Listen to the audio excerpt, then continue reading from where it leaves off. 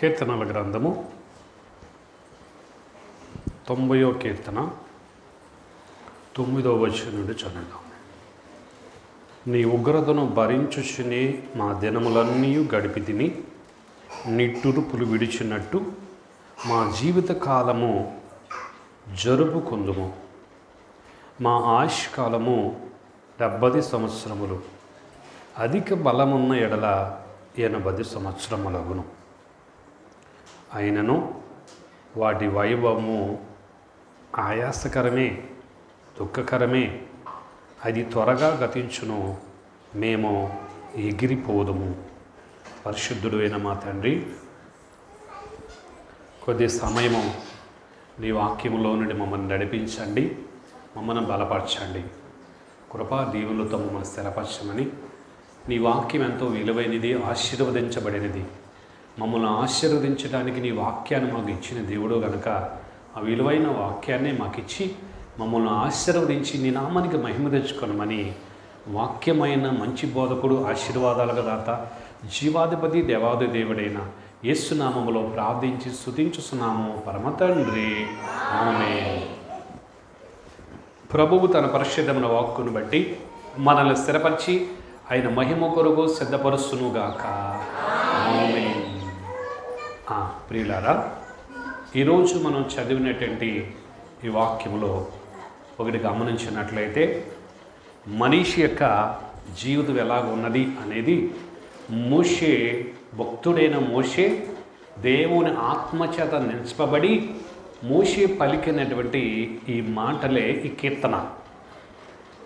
గమనించినట్లయితే మనం ఈ లోకంలో మానవ యొక్క జీవితంలో ఏముంటుందని గమనిస్తే, ఒకటి మనిషికి జీవితం ఒక్కటే. మనిషికి ఏముంది?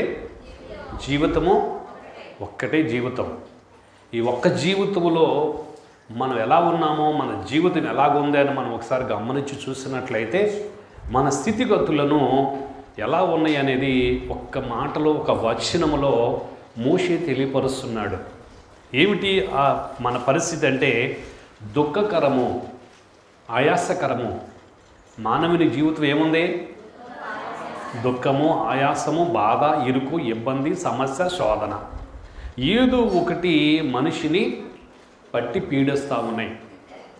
ఈ జీవితం అంతటిలోనూ మనిషి అనేకమైనటువంటి శ్రమలలోనూ, బాధలలోనూ, ఇబ్బందుల్లోనూ పడిపోతూ ఈదులాడుకుంటూ ఉన్నాడు. అయితే ఈ జీవితము ఎలాంటిది అని అంటే కొంతమందికి మరి చాలా కష్టతరంగా అనిపిస్తుంది. చాలా బ్రతుకు జీవితం, ఎందుకురా బాబు ఈ జీవితం అనిపిస్తుంది. ఎంతో శ్రమకరంగా ఉంటుంది.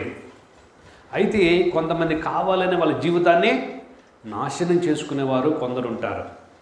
అయితే అందరూ తెలుసుకోవాల్సింది ఏంటంటే మానవునికి జీవితము ఒక్కటే గనక ఈ జీవితములో మనం ఎలాగైతే మనం ఈ జీవితాన్ని సార్థకం చేసుకోవాలి అని మనం గమనించినట్లయితే పరిశుద్ధ గ్రంథంలో మానవుని యొక్క జీవితంలో ఎలాగో ఉంటే మనం మేలుకరంగా ఉండగలుగుతామో మనం గమనించినట్లయితే పరిశుద్ధ గ్రంథంలో ఒకసారి సొలొమోను రాసినటువంటి మనిషికి స్థితి గమనించినట్లయితే మనిషి ఎలా ఉంటుందంటే మనిషి బతుకులో ఒకసారి సొలొమోను రాసినటువంటి ప్రసంగి గ్రంథము 4వ అధ్యాయము 7వ వచనం ఒకసారి గమనించి చూసినట్లయితే, నేను ఆలోచిస్తే నాకు వ్యర్థమైనది ఒకటి నాకు కనబడింది. ఒంటరిగా ఉన్న ఒకడు కలడు, అతనికి జతకాడు లేడు, కుమారుడు లేడు, సహోదరుడు లేడు. ఆయనను అతడు ఎడతెగక కష్టపడును. అతని కన్ను ఐశ్వర్యము చేత తృప్తి పొందదు. అతడు సుఖమనున్నది ఎరుగక ఎవరి నిమిత్తం కష్టపడుతున్నానని అనుకొనడు. ఇది వ్యర్థమైనదై బహుచింత కలిగించుచున్నది. మనిషి కొంతమంది జీవితాలు ఎలా ఉంటుందంటే బ్రతుకంతా కూడా సంపాదన కొరసే బతకాలనుకుంటాడు. ఎలాగైనా సరే ఏ రకంగా సంపాదించాలా, ఎలా సంపాదించి గొప్పోడినవ్వాలా అని ఆలోచించుకుంటూ బతుకంతా కూడా దేనికోసం ప్రయాసపడతాడు? సంపాదన కొరకే పోకులాడుతాడు మనిషి. అవునా కాదా? మాట్లాడరేంటి? ఈ లోకంలో మనిషి దేనికోసం ప్రయాసపడుతున్నాడు? సంపాదన. ఎలా సంపాదించి గొప్పోళ్ళం అయిపోవాలి. దానికోసం ఏం చేయాలి? కష్టపడాలి. చదువు కావచ్చు, ఉద్యోగం కావచ్చు, వ్యాపారం కావచ్చు, పని కావచ్చు. ఏదో ఒక రకంగా చదువుకుని గొప్ప ఉద్యోగం సాధించాలని, వ్యాపారం చేసి బాగా డబ్బు సంపాదించాలని, ఇలా ప్రతి మనిషి ఏదో ఒకటి చేసి ఏమవ్వాలి? సంపాదించుకుని గొప్ప ఆస్తి సంపాదించుకుని గొప్ప స్థితిలో ఉండాలని మనిషి యొక్క ఆలోచన, ఆరాటం. అవునా కదా? ఆలోచన, ఆరాటం. దానికోసం ప్రాకులాడుతూ ఉంటాడు. అలా సంపాదించి ఏం చేసుకుంటాం అనేది కూడా కాకుండా ఎంత ఉన్నా కానీ తృప్తి పొందనటువంటి వ్యక్తులు ఎంతోమంది ఉన్నారు. అవునా కదా? అయితే ఈ జీవితము దేవుడు మనకి ఇచ్చింది సంపాదించుకుని హాయిగా బతికేద్దామని కాదు. అది తెలుసుకోవాలి. మనిషి ఈ లోకంలో అసలు శ్రమ అనుభవించడానికి మూలం ఏంటంటే మనిషి చేసిన దోషం. మనుషులు ఏం చేశారు? దేవునికి వ్యతిరేకంగా నడిచారు కనుక మనిషి దేవునికి వ్యతిరేకంగా ఎప్పుడు నడిచారో మనిషి మీదకి ఏమొచ్చి పడినాయి? శ్రమలు, బాధలు, ఇరుకులు, ఇబ్బందులు, అన్ని కష్టాలు వచ్చి పడినాయి. అది ఎప్పటి వరకు? బ్రతికున్నంత కాలం ఏదో ఒక శ్రమ అనుభవించాల్సిందే. అయితే మనుషులకి కొంతమంది జీవితాలకి ఎలాంటిదంటే ఎంత కష్టపడినా కానీ ఇంకా చాలు అనే స్థితి లేకుండా కష్టపడి సంపాదనతోనే తృప్తి పొందాలి, హాయిగా బతకాలనుకుంటాడు. కానీ దానివల్ల తృప్తి అనేది ఉండదు మానవుడికి. అందుకే సొలొమోను అంటున్నాడు 4వ అధ్యాయంలో 1వ వచనాన్ని గమనిస్తే,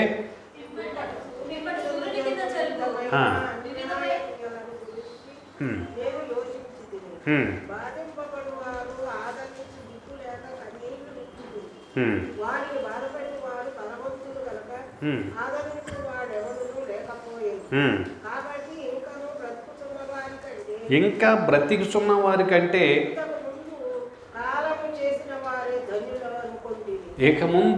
అంతకుముందు కాలం చేసిన వాళ్ళే ధన్యులు అని అనుకుంటేని ఇంకా పుట్టని వారు ఈ భూమి మీద జరిగే అన్యాయపు పనులు చూచి ఉండలేదు. కాబట్టి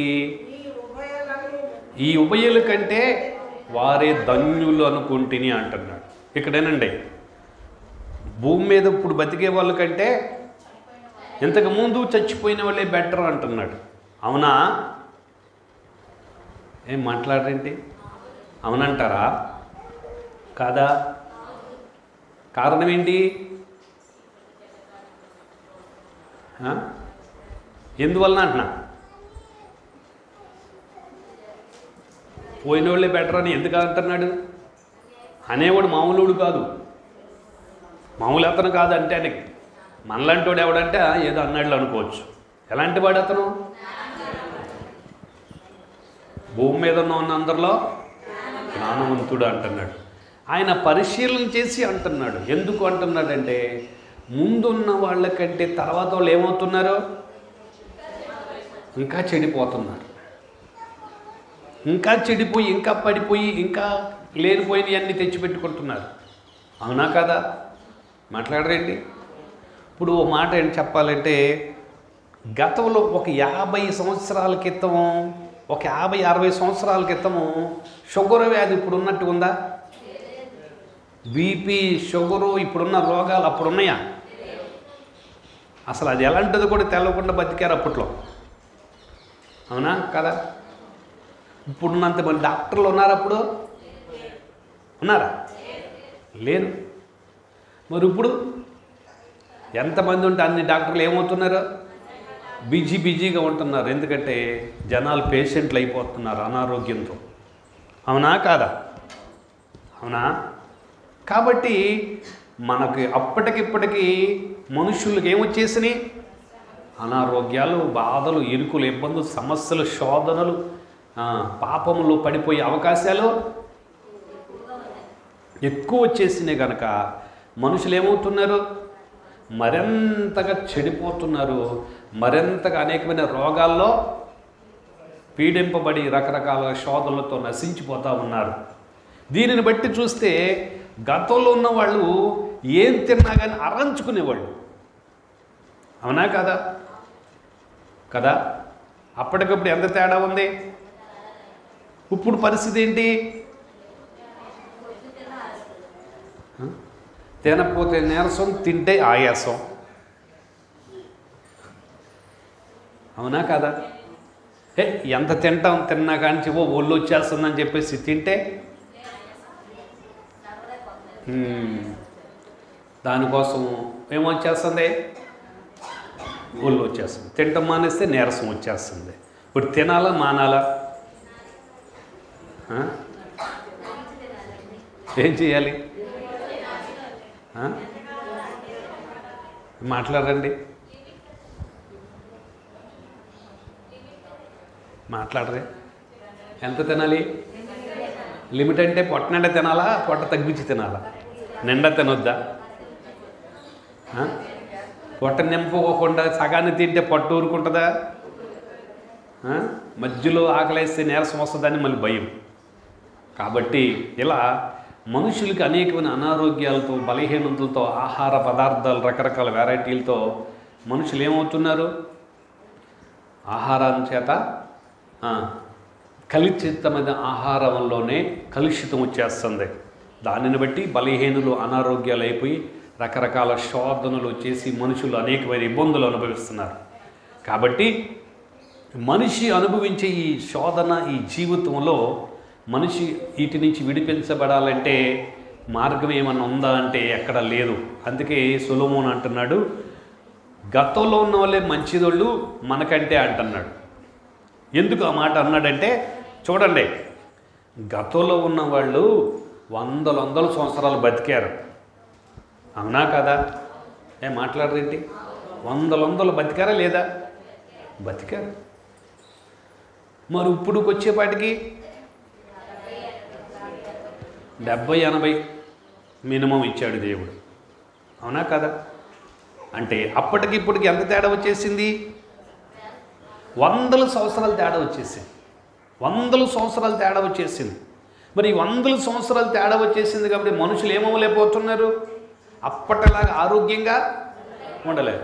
అయితే ఒకటి ఏంటంటే, ఉన్న ఈ కొద్ది కాలం కూడా ఆయాసకరమే అంటున్నాడు.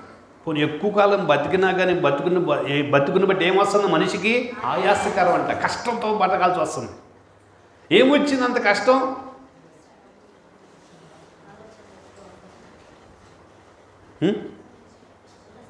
ఏమొచ్చిందంత కష్టం అంటే, శరీరం పెద్ద వయసు వచ్చిన కొంతకి శరీరంలో పాట్లని ఒకటి ఏమవుతాయి?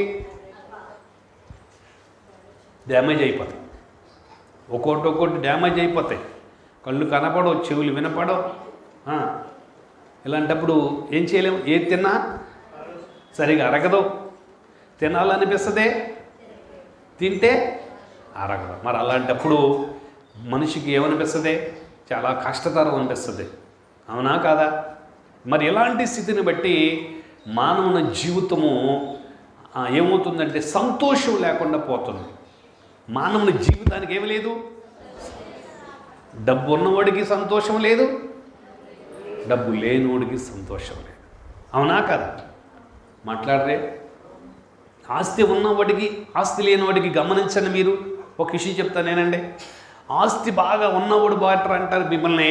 బాగా ఆస్తి గల ఇంట్లో ఉంటే బాగుంటుంది అంటారా? అసలు ఏమీ ఆస్తి లేకుండా పేద కుటుంబంలో ఉంటే బాగుంటుంది అంటారా అని మిమ్మల్ని అడిగితే దేవుడు మీరు ఎక్కడ పుట్టించమని అడుగుతారు?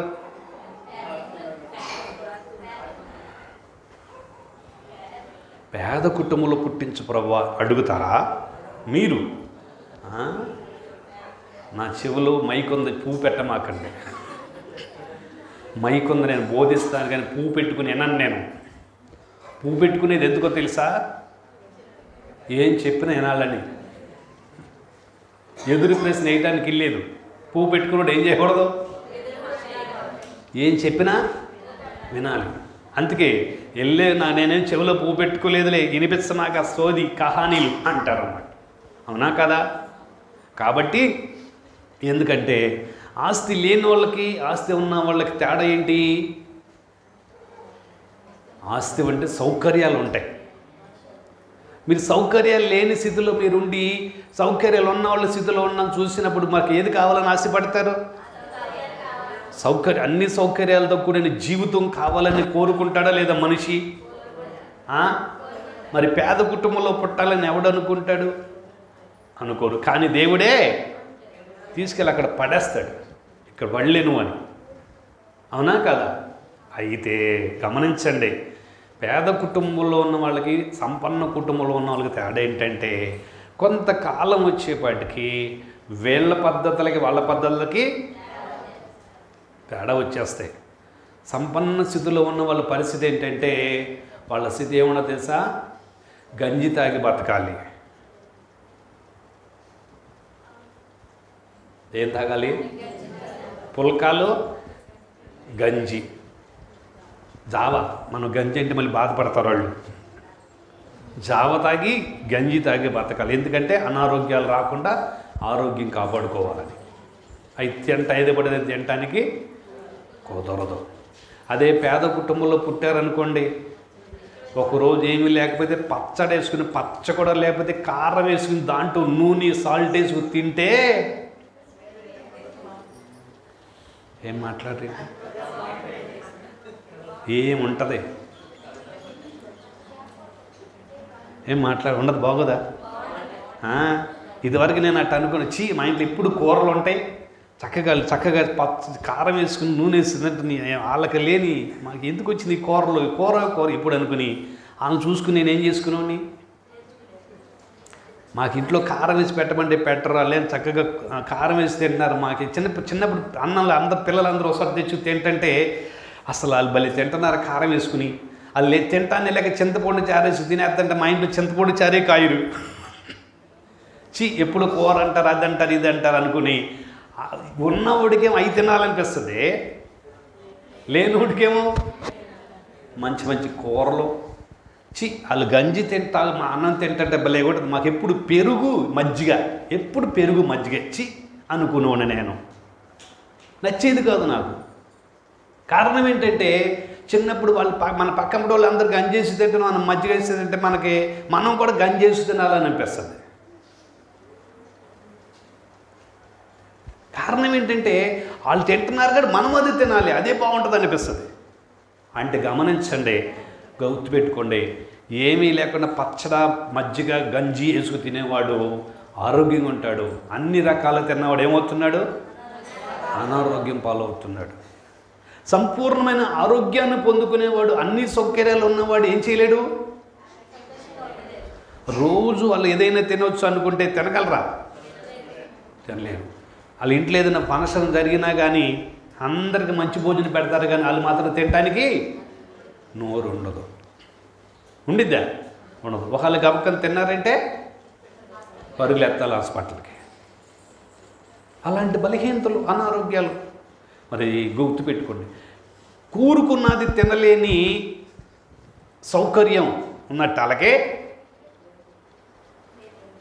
ఇప్పుడు చెప్పండి, కోరుకున్నది తినలేనప్పుడు, తింటే అరగనప్పుడు, అది తింటే పడినప్పుడు ఇంకెంత ఉంటే మాత్రం సుఖం ఏముంది, ఉపయోగం ఏముంది? మనిషికి మనం ఈ లోకంలో జీవించడానికి మనం అనుభవించేది ఏంటది?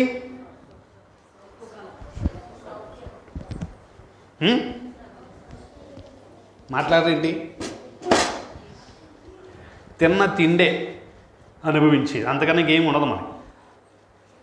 ఆహారం. ఈ ఆహారాన్ని కూడా సరిగా మంచిగా తినలేనప్పుడు మరి ఎంత ఉంటే మాత్రం సుఖమేంది వాళ్ళకి? పడనప్పుడు ఏది పడితే తింటే అనారోగ్యం వచ్చి ఇదైపోతారు కదా. అంటే గుర్తుపెట్టుకోండి, అన్నీ ఉన్నవాడు బాగా ఇప్పుడు సమృద్ధిగా తింటాడు అనుకుంటే అది పొరపాటు. తినే అవకాశం వాళ్ళకి ఉండదు. అనారోగ్యంతో బలహీనలు అయిపోయి సరైన స్థితి ఉండదు. కారణం ఏంటంటే అలా తింటే వాళ్ళు తొందరగా చచ్చిపోతాడని చెప్తాడు డాక్టర్. అందుకే వాళ్ళకి ఒక మెనూ పెడతాడు, నువ్వు ఏ తినాలి బతకాలంటే అని. అవి చూస్తే మనకి ఏమవుదో ఉప్పు కారాలు తినకపోతే బలం చాలదు మనకి. అందుకే పేదవాడు కోరుకున్నది తింటాడు బతికినంతకాలం ఆరోగ్యం. ఈ రోజున మన కరోనా వచ్చిన వాళ్ళు కూడా కష్టపడుకుని అన్ని రకాలు తినేసేవాడు ఎవడో చచ్చిపోలా. అన్ని సౌకర్యాలు ఉండి సుఖపడేవాడు, సౌఖ్యం కలిగిన వాడే ధనవంతులు ఉన్న దృష్టిలో ఉన్న వాళ్ళు ఎక్కువ చనిపోయారు. కూలి పని చేసుకుని కష్టపడేవాళ్ళు కరోనాతో చచ్చిపోలే ఎవరో. మొన్న వచ్చిన కరోనా ప్రమాదంలో ఎందుకో తెలుసా? ఏది పడితే అది తినేసి కూలి పని చేసుకునేవాడికి ఏముంది? ఇమ్యూనిటీ పవర్ ఉంది. వచ్చినా సరే ఏం చేశారు? వాళ్ళు తట్టుకుని బతికారు. కానీ సంపన్నులు ఎంత డబ్బు ఖర్చు పెట్టినా బతకల వచ్చిన దాన్ని బట్టి తట్టుకోలేక చనిపోయారు ఎంతోమంది. కారణం ఏంటంటే ఒక బలహీనతలు వచ్చిన అనారోగ్యం. సంపన్నమైన డబ్బు ఉంటే మనల్ని కాపాడిద్ది అనుకుంటాం, పొరపాటు. కాదు, డబ్బు కాదు కావాల్సింది, దేవుని ఆశీర్వాదం, కాపుదల. ఏం కావాలి? దేవుని కాపుదల కావాలి. అయితే మనం ఈ లోకంలో సంపన్నం అవ్వాలా గొప్పవాళ్ళం అవ్వాలనేది మనం నిర్ణయించుకుంటాం కాదు, కానీ మనం దేవుని మందు ఈ జీవితంలో, మనిషి జీవితంలో నమ్మకంగా మనం జీవిస్తే ఏ స్థితిలో ఉన్న ఆ స్థితిలో నువ్వు ఎవరిని కలిగి ఉండాలి? దేవుణ్ణి కలిగి ఉండాలి. ఎప్పుడు కలిగి ఉండాలి? గమనించండి. పరిశుద్ధ గ్రంథంలో, ప్రసంగి గ్రంథంలో 11వ అధ్యాయం 12వ అధ్యాయం, ప్రసంగి 12వ అధ్యాయం 12వ మొదటి వచనం చదువుదాం.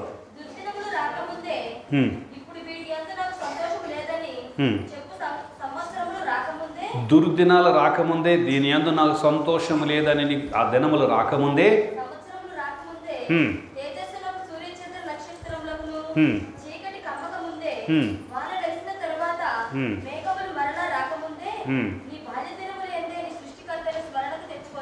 ఎప్పుడు?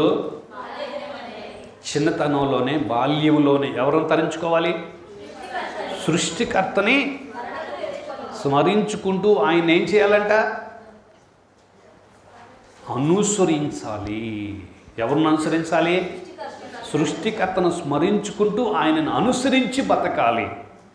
లేదంటే ఏమొస్తుంది? చెప్పాలి. నువ్వు గొప్పోడువా పేదోడువా అనే సంగతి కాదు అక్కడ. నువ్వు సృష్టికర్త అని దేవుడిని ఎప్పుడైతే నువ్వు మర్చిపోతావో, పక్కన పెట్టేస్తావో, మన జీవితం మీదకి ఏం కొలుస్తుంది? మన జీవితాన్ని ఆయాసకరంగా సాతాను మనల్ని ఏం చేస్తుంది? పట్టుకుని నాశనానికి తీసుకెళ్తుంది, పడగొట్టేస్తుంది, చెడగొట్టేస్తుంది. ఎప్పుడు అంటే బాల్యంలోనే, చిన్నతనంలోంచే మనిషిని సాతాను ఏం చేస్తుంది? చెడగొట్టేసి మానవుని నా జీవితాన్ని నాశనం చేస్తుంది. అలాంటి నాశన స్థితిలోకి మనం వెళ్ళకముందే చిన్నతనంలోనే ఎవరు నమ్ముకోవాలి? నమ్ముకుంటే చిన్నతనంలోనే దేవునికి అనుకూలంగా మనం జీవిస్తే, ఎదిగిన తర్వాత మనం ఆయన ఏం చెయ్యం? విడిచిపెట్టి ఉండకుండా దేవునిలో మనం క్రమశిక్షణ కలిగి మనం ఎప్పుడైతే ఉంటామో, దేవుడి ద్వారా మన క్రమశిక్షణతో మనం జీవిస్తే, గుర్తుపెట్టుకోండి, ధనం ఉన్నా ధనం లేకపోయినా దేవుడు ఏం చేస్తాడు? మనల్ని సమపాలలో మన జీవితాన్ని నడిపింపజేస్తాడు. అది గుర్తుపెట్టుకోవాలి. అలా కాకుండా మన దేవునికి దూరం అయిపోయామనుకోండి, మన జీవితాన్ని సాతాను ఏం చేస్తాడు? పతనానికి, నాశనానికి, శ్రమలకి, భయంకర దుస్థితిలోకి పాడు చేస్తాడు. అలాంటి దుస్థితిలోకి మన జీవితం వెళ్ళిపోకుండా, తర్వాత మన బిడ్డల జీవితం వెళ్ళిపోకుండా, చిన్నతనం నుంచి ఎవరికి దగ్గరగా ఉండాలి? సృష్టికర్తని దేవునికి దగ్గరగా జీవిస్తూ ఆయనకు లోబడాలి. ఎందుకంటే మనిషికి ఒకే ఒక జీవితం కనుక, ఈ జీవితాన్ని ఏం చేసుకోకూడదు? పాడు చేసుకోకుండా ఏం చేయాలి? దీన్ని నమ్మకంగా దేవుని నమ్ముకుని వాక్యానికి లోబడే జీవితంగా ఉండాలి. గుర్తుపెట్టుకోవాలి. దేవునికి లోబడే జీవితానుగా ఉన్నట్లయితే, చిన్నతనం నుంచి దేవునికి లోబడి నమ్మకం ఉన్నట్లయితే, మన జీవితాన్ని దేవుడు ఏం చేస్తాడు? మన జీవితానికి ఒక అర్థం అనేది వచ్చేటట్టుగా ఇస్తాడు. అర్థమైందా? అయితే అలా ఉండాలంటే ఏం చేయాలి అంటే, గుర్తుపెట్టుకోండి, 2 జన్మల మనిషి ఉన్నాయి. ఒకటి ఒకే జీవితము, కానీ 2 జన్మలు ఉన్నాయి. ఎన్నున్నాయి? 2 జన్మలు. ఒకటి శరీర రకంగా జన్మించాం. గుర్తుపెట్టుకోండి, శరీర రకంగా జన్మించిన ఈ జన్మ ఏనండి, ఎక్కడ పుట్టాలో మనకు తెలీదు, ఎలా పుట్టాలో కూడా మనకి తెలియదు. దేవుడు మనం ఎలా పుట్టించాలనుకున్నాడో అలా పుట్టించాడు. ఎక్కడ పుట్టించాలనుకున్నాడో పుట్టించాడు. అర్థమైందా? అయితే నువ్వు ఎక్కడ ఉన్నా గుర్తుపెట్టుకోవాల్సింది ఏంటంటే, మనము మన జీవితాన్ని సార్థకం చేసుకోవాలంటే రెండవ జన్మ అనేది మనం కోరుకోవాలి. గుర్తుపెట్టుకోండి, ఎవరు కోరుకోవాలి? మనం కోరుకుంటేనే వస్తుంది, లేదంటే రాదు. యోహాను సువార్త 3వ అధ్యాయం 3వ వచనం నుండి చదువుదాం.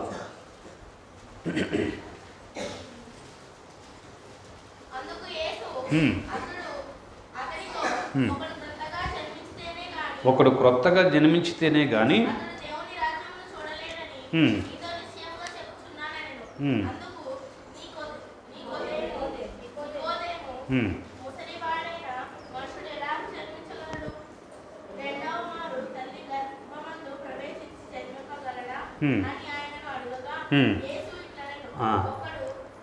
ఒకడు నీటి మూలముగాను ఆత్మ మూలముగాను జన్మించితేనే కానీ దేవుని రాజ్యములో ప్రవేశింపలేడని మీతో నిత్యముగా చెప్పుచున్నాను.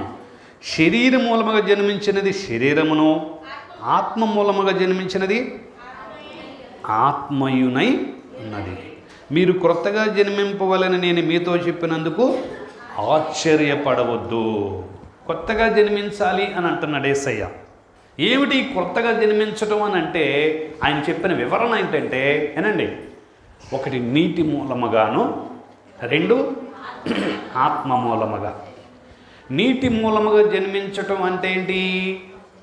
రక్షణ పొందుకుని ఆయన నా కొరకు మరణించాడని ఆయన నమ్ముకుని రక్షణ పొందుకోవటం. ఆత్మ మూలంగా జన్మించటం ఏంటి అని అంటే దేవుని ఆత్మని మనం పొందుకోవటం. ఇది ఎవరు చేసే పని? ఎవరు చేయాలి? మనం చేయాలి. అది మన ఇష్టం. కావాలంటే చేయొచ్చు, లేకపోతే వద్దంటే మానేయచ్చు.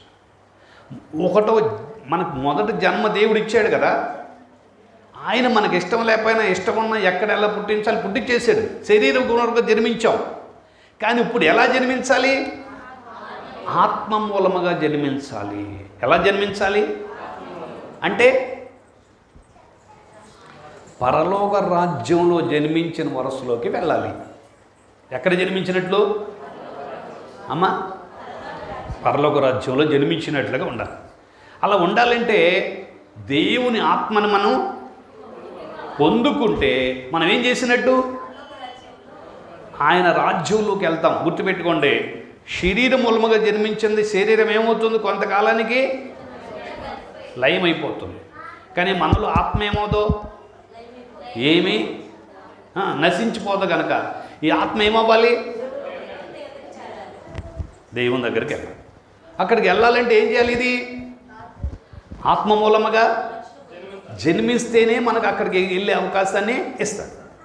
లేకపోతే ఆత్మ మూలంగా నేను జన్మించను అన్నామంటే మనకేమివ్వడు, అక్కడికి వెళ్ళే అవకాశం ఉండదు. అయితే గుర్తుపెట్టుకోండి, శరీర మూలముగా జన్మించిన మనం ఆత్మ మూలముగా రెండవ జన్మ లేకపోతే, గుర్తుపెట్టుకోండి, ఒకే జన్మ ఉన్నవాడికి రెండు మరణాలు ఉంటాయి.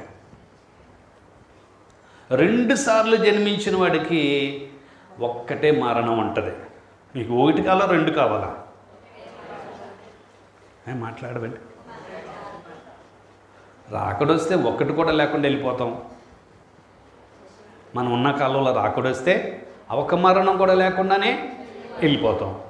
అదే కనుక రాకడ ఆలస్యమైంది అనుకోండి, ఒక్కటే మరణం ఉంటుంది. అది శరీర మరణం. కానీ ఈ శరీర మరణం అని పేరే కానీ ఇది శరీర మరణమో కాదు. ఏంటి? పరలోక జన్మ. ఏ జన్మ? పరలోకానికి వెళ్ళిపోతాం అన్నమాట. అక్కడికి వెళ్ళిపోయేదాన్ని బతుకు. కాబట్టి అక్కడికి వెళ్ళిపోవాలంటే రెండవ మరణాన్ని ఏం చేయాలి? అక్కడికి వెళ్ళిపోయినోడు ఏం చేస్తాడు? రెండవ మరణాన్ని తప్పించు. రెండవ మరణం అంటే ఏంటి తెలుసా మీకు? రెండవ మరణం అంటే ఏంటి? నరకంలోకి వెళ్ళటం. ప్రకటన గ్రంథం 21వ అధ్యాయంలో 8వ వచనంలో ఉంటుంది. పిరిగివారును, అవిశ్వాసులను, అసహ్యులను, నరహంతకులను, వ్యభిచారులను, మాంత్రికులను, అబద్ధికులను,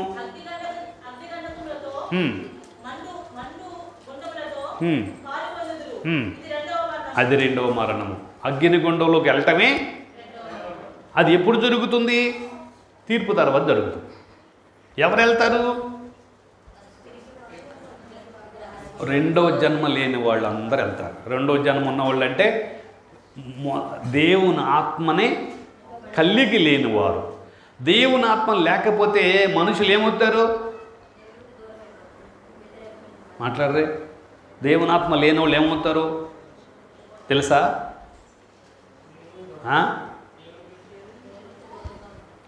అవిశ్వాసులు గాను, పిరికివారు గాను, దొంగలు గాను, వ్యభిచారులు గాను, విగ్రహారాధకులు గాను, నరహంతకులు గాను, అబద్ధికులు గాను, ఏదో ఒకటి ఉంటుంది.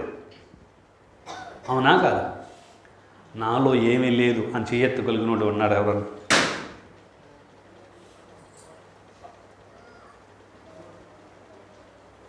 మాట్లాడరే. ఏది లేదు అని చెప్పాలంటే ఎవరు ఉండాలి మనలో? పరిశుద్ధాత్మ ఉండాలి. ఆయన ఉంటే ఆ ఏమి మన దగ్గరికి రానివ్వడం. అది రెండో జన్మ ఉన్నట్టు. అది రెండో జన్మ లేని వాళ్ళు అంటే పరిశుద్ధాత్మ లేని వాళ్ళు. దీని ఇప్పుడు మనం చెప్పుకున్న లిస్టులో ఏ ఒక్కటి ఉన్నా కానీ వీళ్ళు ఎక్కడికి వెళ్తారో? రెండో మరణం అనే నరకంలోకి వెళ్ళిపోయే పరిస్థితి వస్తుంది. ఆయనకి ఇష్టం లేని ఈ గుణాలు ఏది మనలో లేకుండా ఉండాలంటే ఎవరు ఉండాలి మనలో? ఆ పరిశుద్ధాత్మ మనలో ఉండటమే రెండవ జన్మ. అర్థమైందా? ఆత్మ మూలంగా జన్మించిన వాళ్ళంటే దేవునిలో మనం బతకటం, దేవుని కొరకు బతకటం. అర్థమైనా? దేవునిలో దేవుని కొరకు బతకటమే ఆత్మ మూలముగా జన్మించిన వారు చేస్తారు. శరీర మూలముగా జన్మించి మాత్రం ఊరుకున్న వాళ్ళు ఏం చేస్తారంటే ఈ బతుకంతా, ఈ జీవితం అంతా శరీరం కోసమే ప్రయాసపడతారు. అవునా కాదా? ఇప్పుడు మీరు శరీరం కోసం ఎక్కువ ప్రయాసపడుతున్నారా? లోపల ఉన్న దేవుని ఆత్మ నిలబెట్టుకుని ఆత్మ కొరకు ప్రయాసపడుతున్నారా?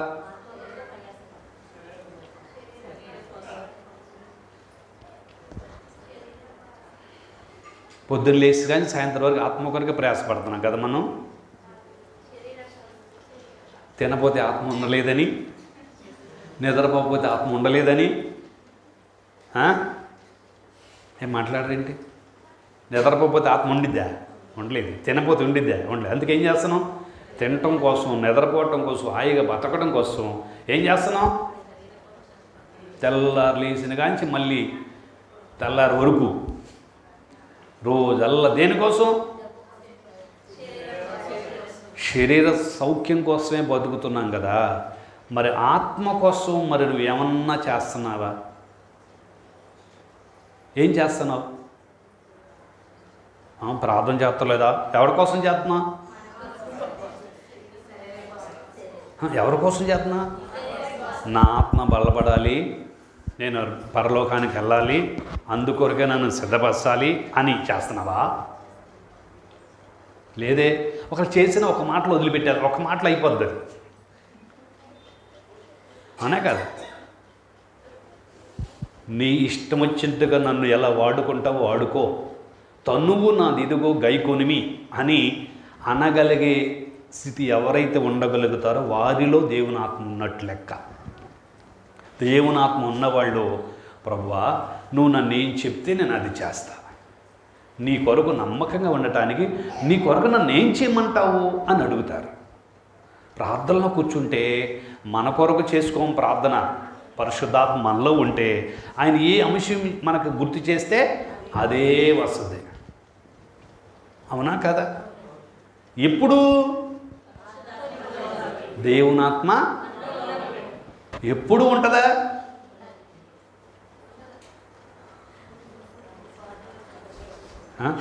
ఎప్పుడు ఉండిద్దా?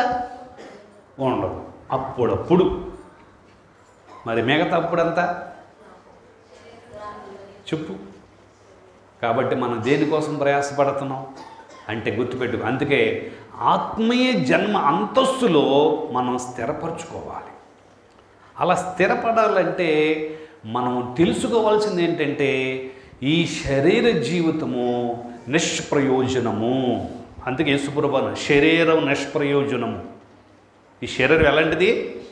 నిష్ప్రయోజనం, పనికిరాంది. అవునా కాదా? పరలోకానికి వెళ్తుంది ఇది? వెళ్ళదు. రాకడొచ్చిన వెళ్దాం. మీరు అనుకోవచ్చు రాకడొచ్చిన వెళ్తుంది, ఇది మార్చబడి వెళ్తుంది, మార్పు చెంది వెళ్తుంది, కానీ డైరెక్ట్గా వెళ్ళదు. పరలోకానికి ఏం చేయదు, ఇది పనికిరాదు. ఎందుకంటే ఈ వెలుగు వచ్చిందని కొంచెం ఎక్కువ వేడి వచ్చిందనుకో ఏమవుతుంది? కాలిపోద్ది. కాలిపోద్ది కనుక కాలిపోకుండా ఉండాలంటే ఏమవ్వాలి? ఇది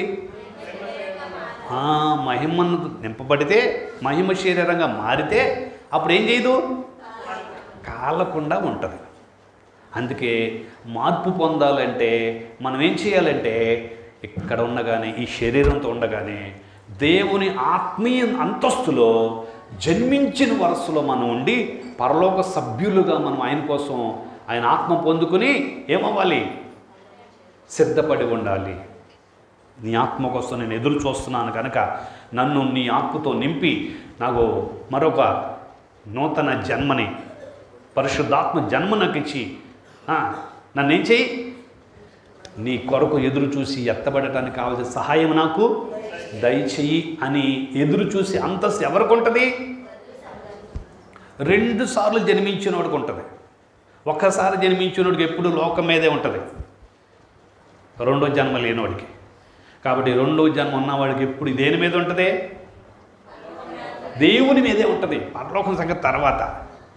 దేవుని కొరకు ఏం చేయాలి, దేవుని కొరకు ఏం చేయాలి అని ఉంటుంది.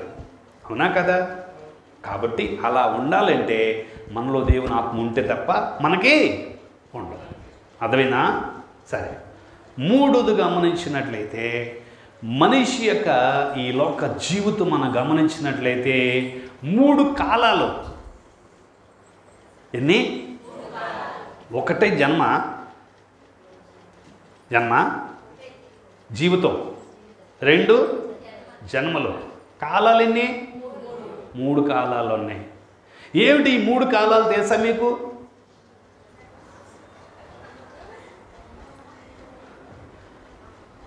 శీతాకాలం, తర్వాత వచ్చేది వేసంకాలం, తర్వాత వర్షాకాలం. ఇవి అనుకుంటున్నారా? కాదమ్మా. ప్రకటన గ్రంథం 1వ అధ్యాయము 8వ వచనం.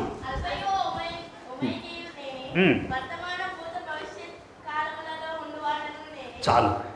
3 కాలాలు ఏంటి తెలుసా?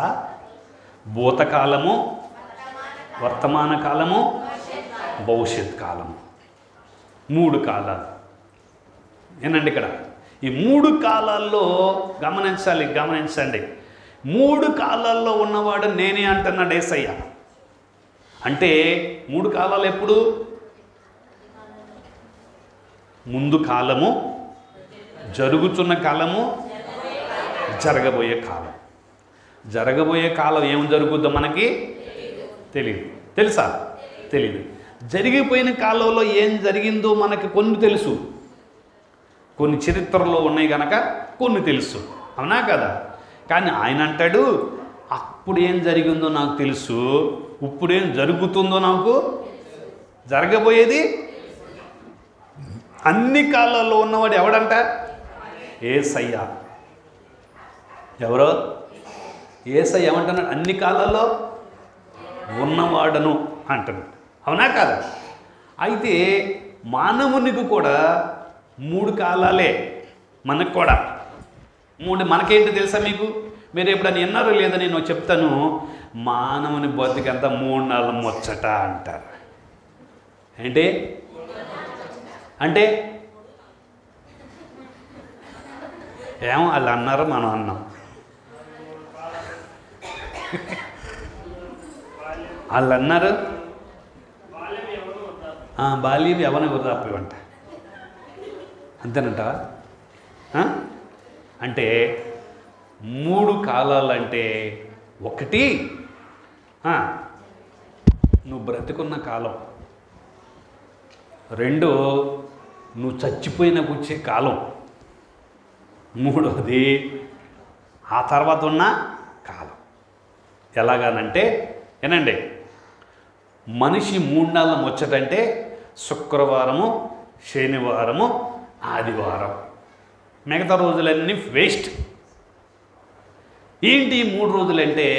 శుక్రవారం అంటే బతికంతా శ్రమలే. శనివారం అంటే చచ్చిపోతే పాతేస్తారు, విశ్రాంతి. ఎవడో లేపడు మనల్ని. శవం దగ్గరికి వెళ్ళి లెగర తెల్లారింది అంటాడు ఎవడన్నా? అంటాడా? అప్పులోడు వస్తాడు అక్కడికి? వస్తాడా? ఎరా నా బాకీ ఇప్పుడు తీరుస్తావు అంటాడు వచ్చి? ఎవడన్నా శత్రువు వస్తాడా? ఎవడో రాలేడు. పొడుకుని మనం లేచే వరకు ఎవడు మన డిస్టర్బ్. అటువైపు చూస్తారు కూడా భయపడతారు కదా. ఎవడు రాడు. అదే విశ్రాంతి. శనివారం విశ్రాంతి, శుక్రవారం అంతా బతికంతా శ్రమలే. 3వది ఏంటి? ఆదివారం అంటే ఆరాధన. ఎప్పుడు దేవుణ్ణి ఆరాధించడమే పరలోకంలో. అర్థమైందా? అంటే ఈ 3 రోజుల్లో అంటే నువ్వు దేవుణ్ణి కలిగి ఉన్నావనుకో, మొదటి రోజు ఈ బతికినంతకాలం నువ్వు శ్రమలు అనుభవించిన విశ్రాంతిలోకి వెళ్ళిన తర్వాత ఎవడో నీ దగ్గరికి వచ్చి నేను ఇబ్బంది తర్వాత మనకు దేవుడు ఏమిస్తాడు? ఆరాధన దినం పరలోకంలో ఏమిస్తాడు? యుగాలు ఆయనతో కలిపి ఆయన ఆరాధించే కాలం. ఎప్పటికీ కూడా ఆయన్ని మహిమపరిచే భాగ్యం అన్నమాట. ఇక ఆ కాలానికి ఏమీ లేదు, అంతలేని కాలం వరకు ఆయన్ని మహిమపరుస్తూ ఉంటాం. అవునా కదా? కాబట్టి ఆ స్థితిలోకి మనం వెళ్ళాలంటే ఇక్కడ మనం ఏమై ఉండాలంటే ఈ 3 కాలాల్లో ఉన్న మనం గుర్తుపెట్టుకోండి, త్రిత్వ దేవుణ్ణి ఎరిగి ఉండాలి. ఎవరిని? తండ్రి, కుమార, పరిశుద్ధాత్మ. త్రిత్వ దేవుడు ఏకమై ఉన్నాడే మనం నమ్మి ఆయనకు లోబడితే ఈ జీవిత కాలంలో మనకేమిస్తాడు? నిత్యత్వంలో చోటు మనకి ఇస్తాడు. ఆ నిత్యత్వంలో మనకు చోటు రావాలంటే మనం ఇక్కడ ఉండగానే ఆయన గొప్పతనాన్ని తెలుసుకోవాలి. తండ్రిగా ఉన్నాడని, కుమారుడిగా వచ్చాడని, మన కోసం ఆత్మగా ఉండి మనల్ని నడిపిస్తున్నాడని, మన కోసం దేవుడే ముగ్గురుగా త్రిత్వముగా మారిపోయాడని ఏం చేయాలి? మనం నమ్మి ఆరాధించాలి. ఇవన్నీ తెలుసుకోవాలంటే ఏం చేయాలి? మనం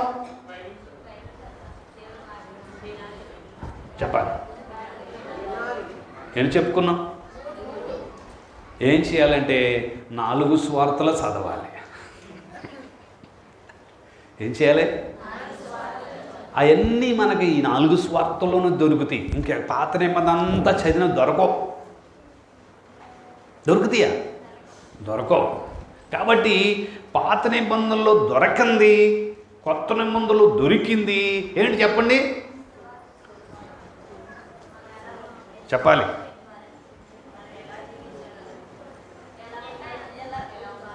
మనం దేవుణ్ణి ఎలా తెలుసుకోవాలి, పరలోకానికి ఎలా వెళ్ళాలి, మన బ్రతుకు ఎలా మార్చుకోవాలి, మనం ఏం చేయాలి, ఏం చేయకూడదో అన్నీ మనకి ఏం చేశాడు యేసయ్య? రాయించి ఎక్కడ పెట్టాడు? 4 సువార్తలు రాయించాడు. ఈ 4 సువార్తలు కనుక మనం బాగా చదివితే ఆయన గొప్పతనం మనకి తెలిసి ఆయన్ని మనం ఏం చేయగలం? వెంబడించగలం. ఆయన ఏం చేయగలం అమ్మా? వెంబడించగలం. అందుకే ఆయన దగ్గరికి వచ్చిన తర్వాత ఆయనే దేవుడని, ఆయనలోని గొప్పతనం ఉందని, ఆయన గురించి అందరికి ఏం చెప్పమన్నాడు? స్వార్థ. అందుకే మనం చదివితే ఒకసారి గమనించినట్లయితే మత్తయి సువార్త 11వ అధ్యాయం 5వ వచనము, మత్తయి సువార్త 24వ అధ్యాయం 14వ వచనము.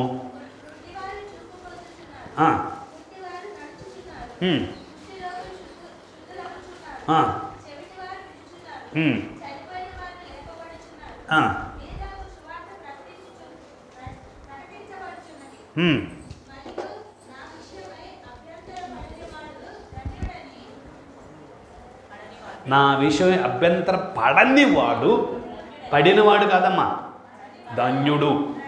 చాలు. ఇక్కడేనండి, పేదలకు సువార్త ప్రకటించబడుతుంది. ఆ సువార్తతో ఇప్పుడు ఏముందంట, ఏమేమి అద్భుతాలు ఆయన చేస్తున్నాడో.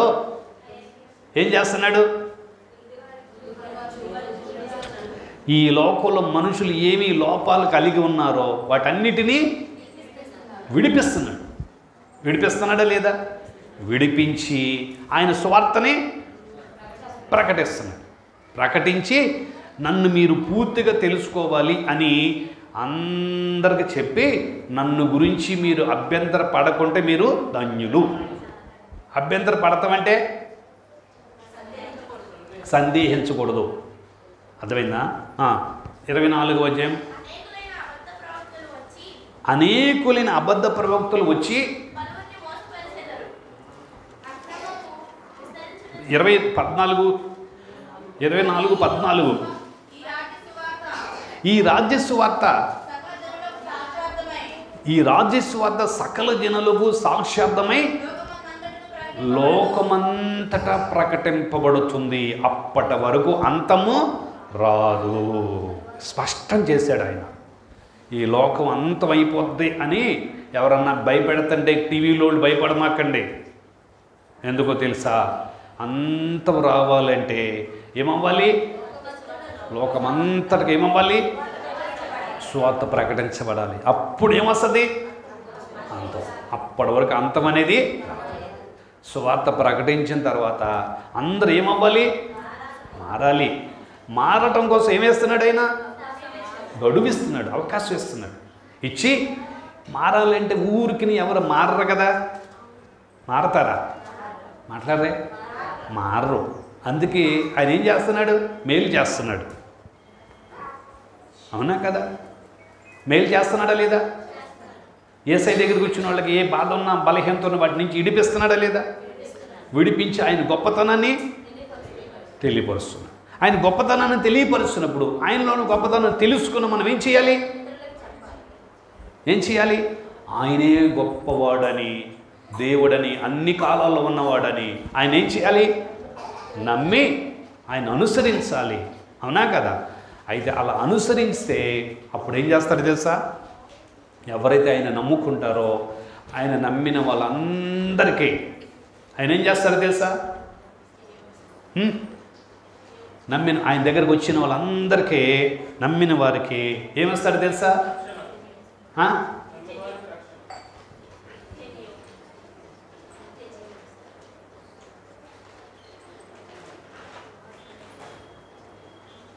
రాగానే నిత్య జీవం ఇచ్చేస్తాను. నీకు ఇచ్చేసాడా? నమ్మిన వాళ్ళందరికీ నిత్య అంటే ఇచ్చేసాడా? నమ్మిన వాళ్ళకి ఏమి ఇస్తాడు?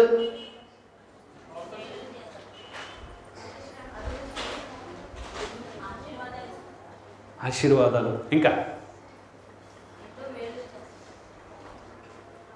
ఆర్డర్ వేస్తాడు. ఆర్డర్, మీరు ఎలాగే ఉండాలి, నేను చెప్పినట్టే చేయాలి అంటాడు.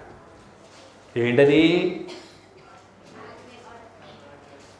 5 కాండాలు, ఆజ్ఞలు. నా మాటలు పాటించాలి మీరు, లేదంటే నా దగ్గర మేలు పొందుకున్నా కానీ మీకు మాకు సంబంధం లేదు. మేలు పొందుకుని వెళ్ళిపోయే వాళ్ళు ఎంతోమంది ఉన్నారు. కానీ మేలు పొందుకుంటాం గొప్ప కాదు. కానీ ఆయన చెప్పినట్టు చేయాలంటే ఆయన ఏమన్నాడు? నేను ధర్మశాస్త్రం తీసేయటకు వచ్చాడా? దాన్ని ఏం చేయండి? నెరవేర్చడానికి వచ్చాను. మీరు దాన్ని పాటించండి, అనుసరించండి మీరు అని అందరూ నేర్చుకోవటానికి 5 కాండాలు ఇచ్చాడు. 5 కాండాలను పాటిస్తే ఆయన 5 గాయాల్లో నుండి రక్తాన్ని నీ మీదకు చిందించి నిన్ను శుద్ధి చేస్తాడు. నువ్వు పాటించలేదనుకో, నీవు చేసుకున్నది నువ్వే అనుభవిస్తావు. అదేంటి ప్రభా, మేలు చేసావు కదా అంటే, ఎవడో నువ్వు? నాకు తెలీదు పో అంటాడు. అదేంటి ప్రభా, నాకు మేలు చేసావుగా ఆ రోజున అన్నావు అనుకో, నువ్వెవడో నాకు? అలా. కారణం ఏంటంటే నువ్వు ఆయన మాట వినుకోకుండా ఆయన చెప్పినట్టుగా నువ్వు నడవలేదు కనుక మనకు ఆయనకి మేలు పొందుకున్న తర్వాత ఆయన గొప్పతనం తెలుసుకునేది ఎందుకు? ఆయన్ని అనుసరించటానికి. ఆయనే అనుసరించాడు. తెలుసా? అనుసరించాడా లేదా? వాక్యానికి లోబడ్డాడా లేదా? నా గురించి రాయబడింది కాబట్టి నేను పాటించాలి అన్నాడా లేదా? నేను మాట్లాడరే? ఆయన గురించి ఏదైతే రాయబడిందో అవన్నీ కంపల్సరిగా వాక్యానికి, లేఖనానికి లోబడ్డాడా లేదా? లోబడ్డాడు. అందుకే గుర్తుపెట్టుకోండి, ప్రవక్తలకే, రాజులకి, మానవ జీవితాలు అందరికీ మూలాధారం ఏంటంటే 5 కాండాలే. ధర్మశాస్త్రం ఏంటి చెప్పండి? ధర్మశాస్త్రం. ఈ ధర్మశాస్త్రాన్ని బట్టే ఈ లోకం ఎలా ఉందో, ఎలా ఉండాలో, ఏం చేయాలో, ఏం చేయకూడదో మనిషికి ఏం చూపించాడు? మోషేకి ఇచ్చి మీరు చేయాల్సిన ఇలా చేయండి అని ఒక పద్ధత, కట్టడ ఆయన ఏం చేశాడు? మానవాళికి నియమించాడు. నియమించాడా లేదా? నియమించిన కట్టడం మనం ఏం చేయాలి? ఆయన బిడ్డలమైతే చెప్పినట్టుగా చేస్తే అప్పుడు ఆయన మన మీద ఉన్న పాపాన్ని తీసివేయటానికి, మన రోగాల నుంచి మనం విడిపించడానికి. అందుకే యెషయా గారు అంటున్నాడు, యెషయా 53:5 వచనంలో, మన కోసం గాయపరచబడి, మన అతిక్రమాల క్రియలు బట్టి గాయపరచబడి, మన దోషాలను బట్టి నలగగొట్టబడి. ధర్మశాస్త్రం ఏం చెప్తుందో తెలుసా? తప్పు చేసిన వాడి శిక్ష అంటుంది.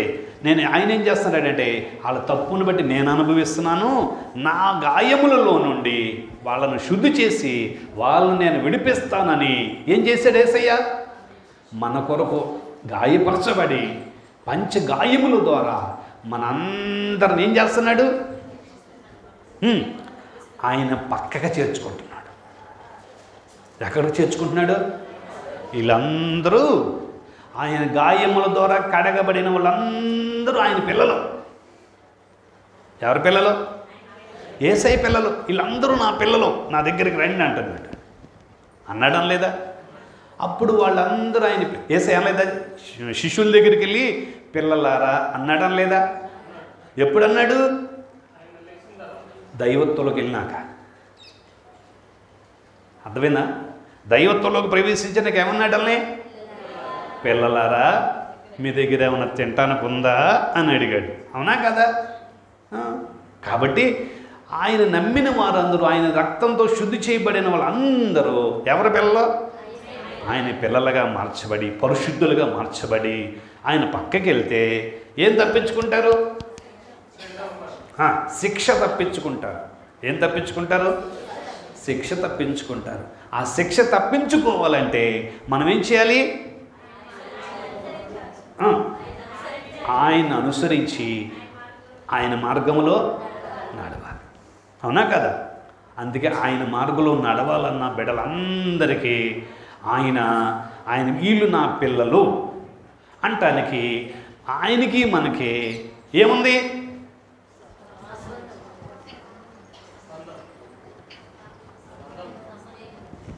నిబంధన. ఏముంది? నిబంధన. ఏముంది చెప్పండి? నిబంధన. ఈ నిబంధనకి గుర్తు ఏంటి తెలుసా మీకు? అంటే నిబంధనకు గుర్తు యేసయ్య మనల్ని ఆయన బిడ్డలుగా, మనం ఆయన పిల్లలు అంటానికి గుర్తు ఏంటంటే ఆయన తన పిల్లల కోసము ఒక్కటే గుర్తు పెట్టాడు. ఏంట గుర్తు అంటే 6 రోజులు మీయి, 1 రోజు నాది. అందుకే మీరు చదివారు కిందాక, చదివారు లేదా? 6 దినముల భూమి ఆకాశాలను సృజించి 7వ దినం దాన్ని ఏం చేశాడు? పరిశుద్ధపరిచాడు. పరిచాడా లేదా? మాట్లాడరే? 6వ దినం ఏం చేశాడు ఆయన?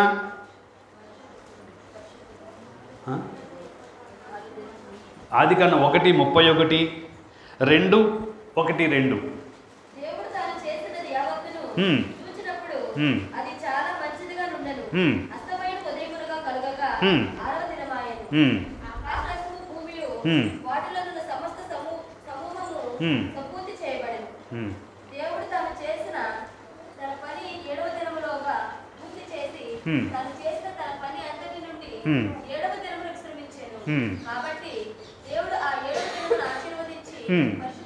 చాలు. ఆయన కోసం ఏర్పరచున్న రోజున ఏం చేశాడు? ఆశీర్వదించి పరిశుద్ధపరిచాడు. అందుకే గుర్తుపెట్టుకోండి, మీకు గమనించండి, దేవుడే మనల్ని కలగజేసిందే 6వ రోజు. మనుషులు ఎప్పుడు కలగజేశాడు? 6వ రోజే మనిషిని కలగజేసి అన్నాడు, అబ్బాయి 6 రోజులు నీ, ఒకరోజు నాది అని మనుషులతో ఏం చేశాడు? నిబంధన. ఈ నిబంధనకు మనం ఆయన బిడ్డలు అంటారు, ఏం చేయాలి? మనం మాట్లాడరేంటి? నిబంధన ఏం చేయాలి? నెరవేర్చాలి. నువ్వు పెట్టిన నిబంధన నేను పాటించాను, ఇలా ఎవరికి నచ్చింది అన్నావు అనుకో, నువ్వేం చేసినట్టు? ధిక్కరించావు గనక నువ్వు ఆయన దగ్గర నుంచి దూరంగా వెళ్ళిపోయావు కనుక. నిబంధన మీరితే అదే పాపము, పాపంలో ఉన్నవాడికి పతనం. అందుకే మన కోసం ఆయన నిబంధన చేసి 6 రోజు నువ్వు చేపడ్డావు కనుక 6 రోజులు మీరు పని చేసుకుని కష్టపడి బతకండి. ఒక్కరోజు ఎక్కడికి రండి? నా మందిరంలోకి వచ్చి నన్నుతో గడపండి. నేను దాన్ని ఒకటి పరిశుద్ధపరిచాడు, రెండోది ఆశీర్వదించాడు. కానీ ఈ పరిశుద్ధపరచబడటానికి, ఆశీర్వదించబడటానికంటే మనం పరిశుద్ధపరచబడాలి ఆయన చేత. ఈరోజు మీరితే నిబంధన మీరేమనుకోండి, మనం పరిశుద్ధత పరచబడం, దేవుని ఆశీర్వాదాలు పొందుకోం. సరికదా? నిబంధన మీరేం కనుక అదే శిక్ష, అదే శిక్ష. అప్పటి కాలంలో ఉన్న వాళ్ళకైతే మరణ శిక్ష అన్నాడు, అవునా కాదా?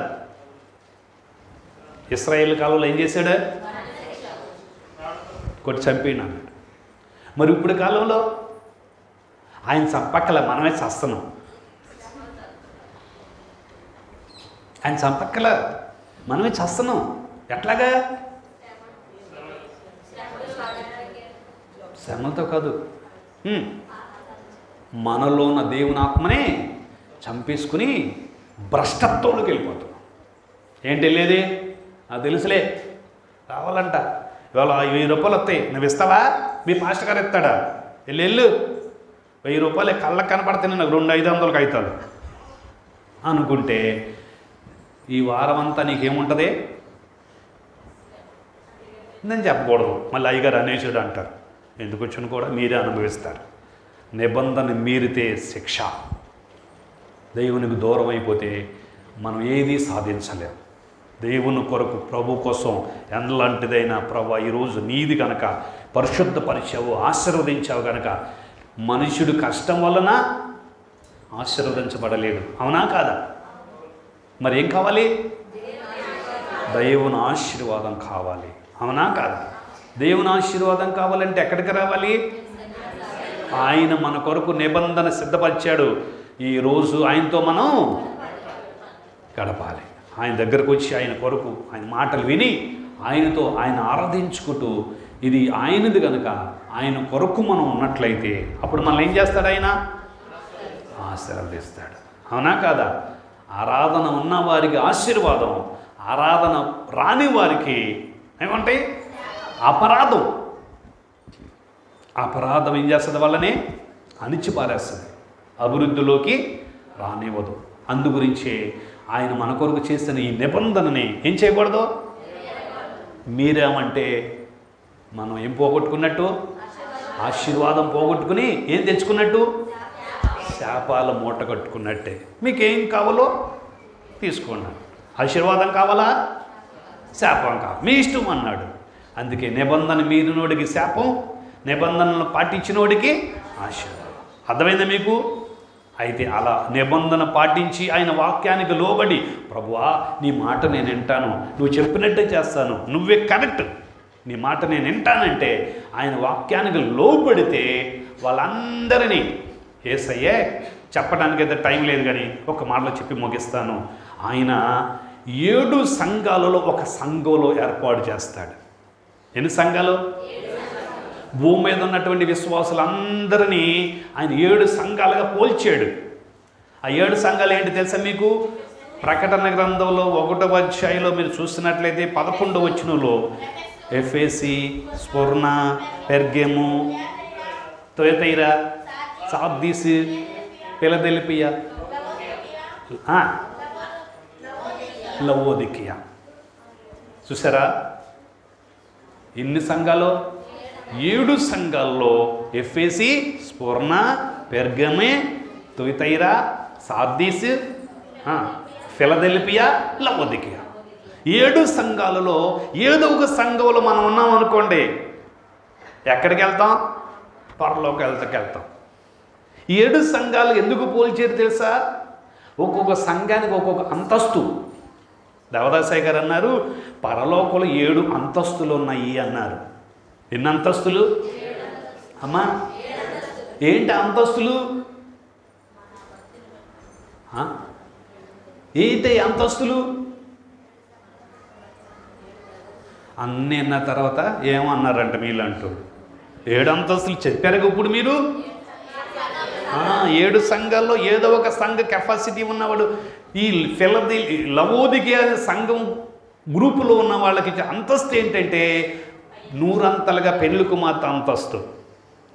ఎఫెసు సంఘము లాంగ్ చివరకు ఉంటుంది. అర్థమైనా? భూమి మీద నుంచి లెక్కేసుకొస్తే పైకి వెళ్ళిన కొందికి చివరి సంఘం ఏంటి? పైనుంచి లెక్కేసుకొస్తే కిందకి చివరిది మొదటిది ఏంటి? ఎఫెసు.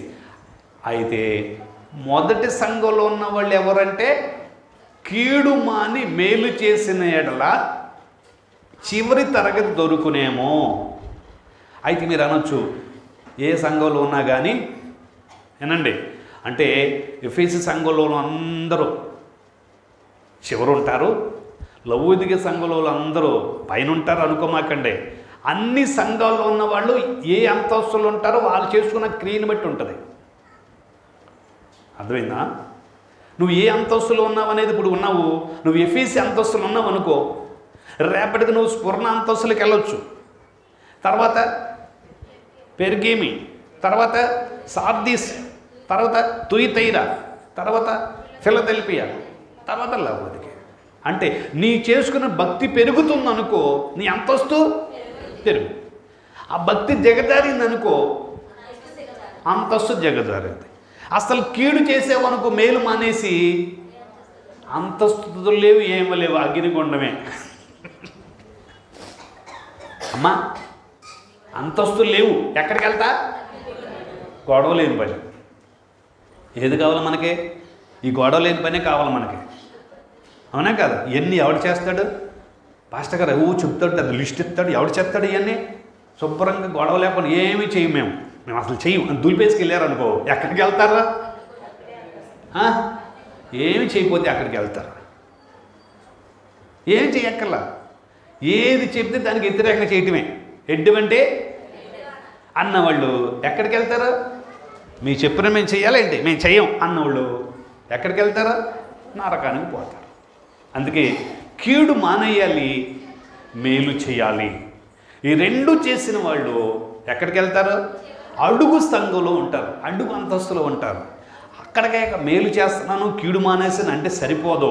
ఇంకా నువ్వు భక్తిలో పెరిగి పెరిగి పెరిగి పెరిగి అంతస్తు పెరగాలంటే మీరు అనుకోవచ్చు, బాగా డబ్బు ఉండాలనుకోమాకండి. డబ్బు కాదు, మంచి వయసు ఉంటే అనుకో, వయసు కాదు.